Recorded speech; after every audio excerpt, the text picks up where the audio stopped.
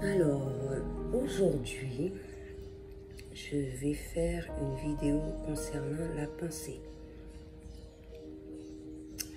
J'espère pouvoir donner réponse à toutes les questions et d'après mon avancement et aussi d'après ma compréhension. Alors, il est clair que j'ai déjà expliqué dans certaines vidéos que avoir de bonnes pensées, c'est vraiment important. De la même manière, lorsqu'on parle, il faut utiliser les bons mots. Et aussi le comportement, etc., etc. Mais on va plus parler de la pensée, là, parce que par rapport à tout ce qui se produit, par rapport à, comment dirais-je, aux capacités extrasensorielles qui se développent, par rapport aux personnes qui prennent conscience de leurs dons et tout et tout. Et d'après mon expérience,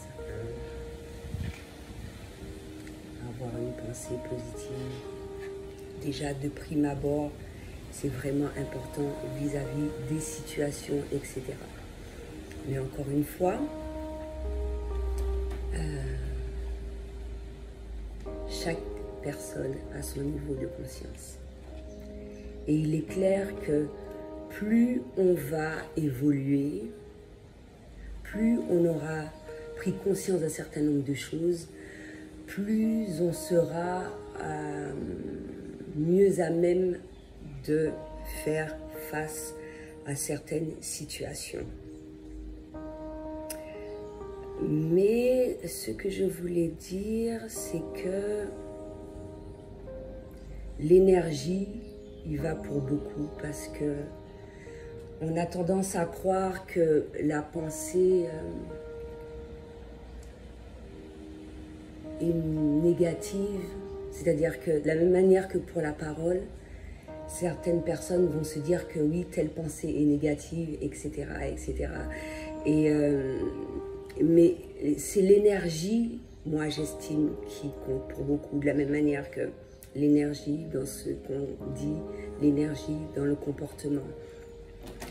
Et c'est face à cela, en fait, et ça revient, mine de rien, aux capacités extrasensorielles, au sens, etc. C'est que lorsqu'on se pose la question, on est face à quelque chose qui dit que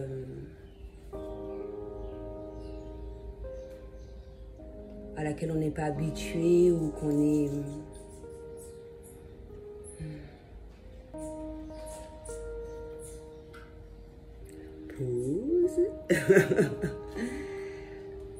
on n'est pas habitué ou qu'on ne désire pas entendre par rapport à certaines blessures qui sont ravivées par rapport à cela. Et c'est pour cela que c'est important de faire un travail sur soi. Parce que par rapport à cela, cela aura un impact totalement différent. Et justement, et c'est pour ça que je répète ça souvent, par rapport à la méditation, on peut prendre cela au mieux. Mais hormis cela, l'énergie, il y en est pour beaucoup. Dans le sens où, même si les mots ne plaisent pas, même si la parole, le comportement, on sent au fond de soi que qu'est-ce qui est vrai en fait? et la signification de ce qui a été dit ou pensé, puisque je suis plus axée sur la pensée. Justement, si j'ai pris du recul jusqu'alors par rapport à mes vidéos, parce que moi j'estime avoir tout dit, mais il y a une large différence entre ce qu'on dit et ce que l'on comprend. Hein? Et j'ai aussi expliqué par rapport aux panneaux, etc. Selon le niveau de conscience, les gens vont comprendre ça à leur manière et selon l'état d'esprit, mais pas uniquement ça, selon ce que l'on traverse sur le moment présent et tout. Et c'est pour ça qu'il faut faire de façon à évacuer au maximum. Comme j'ai dit lors de la dernière vidéo, tout stress pour que tout soit bien pris au maximum de manière la plus positive. Parce que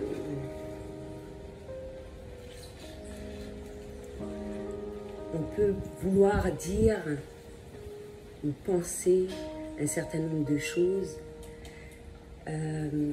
Déjà, il est clair que à partir du moment que ça ne fait pas du mal d'avoir une telle pensée, c'est déjà bien.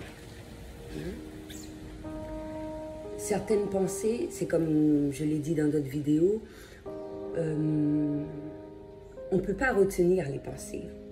On ne contrôle pas ses pensées. La parole, on peut se dire non, je vais m'éviter de dire telle chose, je vais m'éviter d'injurier, je vais m'éviter de... Voilà. Mais la pensée, ça part pas. Tu ne peux pas la retenir ni quoi que ce soit. En ce qui concerne les pensées aussi, quand il y en a trop, c'est pas trop bon en fait. Et par rapport à certaines situations, je me rends compte que, mine de rien, que effectivement la méditation sert énormément pour améliorer ses pensées, ne pas avoir un surplus de pensées comme ça, etc. Quand je dis un surplus, c'est-à-dire que ce soit constant. Si c'est toute la journée, c'est vraiment un mauvais signe. Il y a certains moments, tu peux avoir un surplus de pensées qui ne te plaisent pas ou qui montrent que tu te sens pas bien, bon, différentes choses qui ne plaisent pas. À ce moment-là, faire le nécessaire pour que ça retourne à la normale.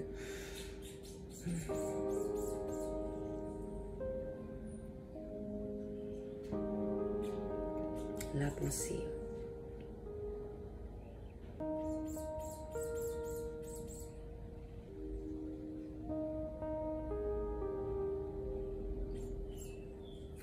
Parce que aussi sans pensée,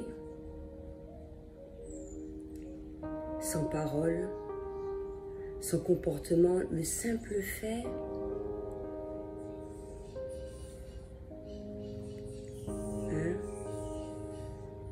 qu'on ait une personne à côté de soi, on peut comprendre ces silences. Mais pas uniquement quand elle est auprès de soi. Lorsqu'il s'agit des liens d'âme, lorsqu'il s'agit d'un lien de famille, on ressent ça. Hein?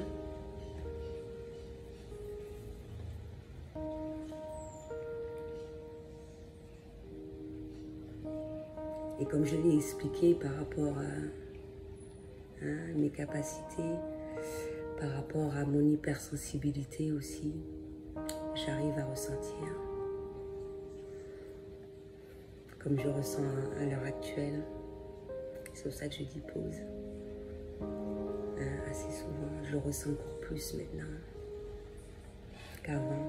Déjà que je ressentais, j'ai appris ça, à savoir lorsque une émotion, etc., vient de moi, quand ça vient de l'extérieur. lorsqu'il faut évacuer.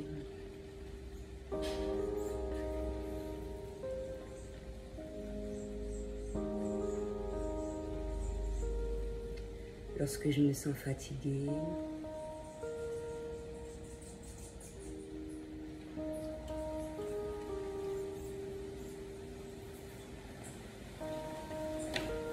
La pensée.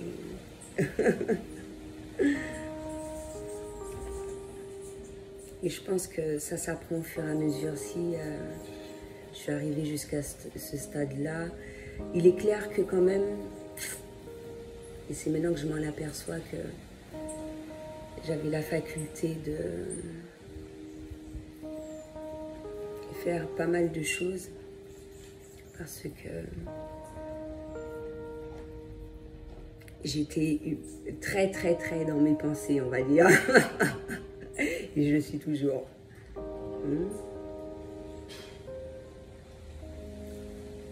Mais c'est dire que la pensée, ça, faut en tirer quelque chose de... que des choses positives, dans le sens que très peu de personnes ont cette faculté-là de parler. Et avec la pensée, c'est un petit peu plus facile. Et il y en a qui n'arrivent même pas à penser. Donc on peut ressentir ça. Hein? Et c'est ce que ça sert. À quoi cela sert tous les sens, on va dire.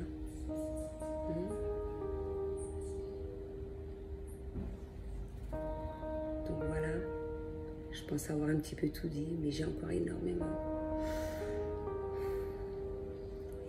à dire. Ça va se faire au fur et à mesure, de la meilleure manière qu'il soit.